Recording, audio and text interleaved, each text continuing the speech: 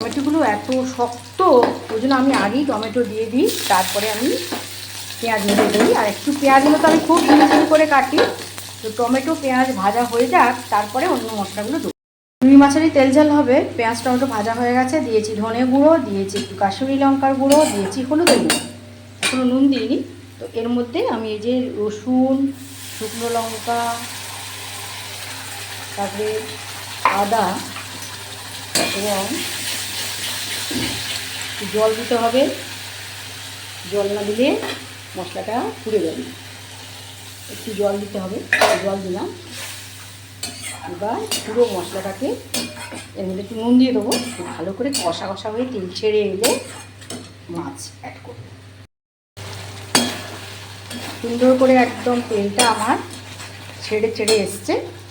এবারে এর মধ্যে আমি জাস্ট মাছগুলো অ্যাড করে দেবো। এবার এই মশলার সঙ্গে মাছগুলোকে আমি ভালো করে একটু কষবো, কষে জল দেবো। এই হলো আমার একদম হালকা পাতলা মাছের ঝোল।